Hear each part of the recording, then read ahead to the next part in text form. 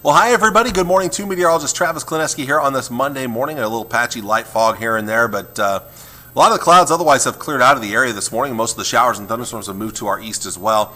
It's going to be a pretty quiet day for most of us for the majority of the day today. Of course, that spells good news. A lot of area ceremonies at area cemeteries and things like that for Memorial Day, and the weather should get off without a hitch today. No, I don't think there's going to be much rain until the end of the afternoon. So maybe if you have a barbecue or something planned later on today, you're still at the lake for another day, or if maybe kids are heading to the pool, well, again, going to be a warm and sunny day out there. But then late this afternoon, showers and thunderstorms are expected to fire up to the west and to the north. And then these will push east and southeastward this evening here, and as they spread eastward, they'll bring us the other areas a chance of rain and thunderstorms. Probably like what we saw yesterday. It's going to be one of those cases where some get some good rain, others miss out. They'll be slow moving, and so we'll be looking at some possibly localized heavy rain with some isolated flooding possible, but then again, others, nothing. And severe weather is a possibility as well. As this continues later into the night, they will eventually weaken as they push eastward. So by tomorrow morning, I don't think we'll have a whole lot left out there. This should be very similar to what we saw yesterday and last night. As we look ahead to Tuesday, back to partly to mostly sunny skies. Maybe shower and thunderstorm firing up late in the day. A lot of that could depend on outflow boundaries. You see it here. This model's focusing on a little outflow boundary, maybe helping something develop right around York there. You can kind of see I'm going to back this up. You can kind of see the push of an outflow boundary near Columbus, York, Lincoln there. And then as that pushes westward, it kind of pops up new storms late in the day, late in the afternoon there. But I do expect more to fire up way out in western Nebraska and then push eastward during the evening and overnight hours again. And so once again, isolated severe storms, localized flooding, others getting the rain they need, and others missing out once again. That's kind of the name of the game here. This stops basically at 1 o'clock at night here, so I'll stop it right there. 1 a.m. Wednesday, early Wednesday morning.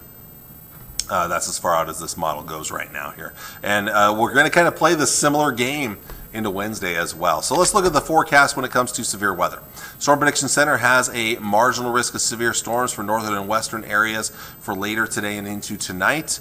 Large hail and some severe wind gusts are possible, and those same kind of threats will continue tomorrow for the green shaded areas, and again for Wednesday in the green shaded areas, where that's just kind of more towards the west here. So isolated severe storms similar to what we saw last night. We're not going to see widespread activity, but hit or miss showers and thunderstorms. We're getting to the peak of severe weather season right now. May and June, peak severe weather season. So if we can get away with just a few strong to severe storms, that's good news here. We're not talking about widespread severe weather for the next several days to come.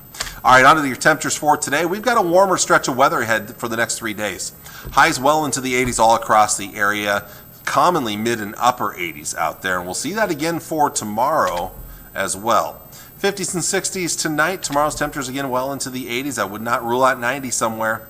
And this model's been inching up a little bit the last couple of forecast model runs here. I don't know if it's maybe going a little too high, but if we get enough sunshine, hey, 90 is certainly possible here in the Tri-Cities.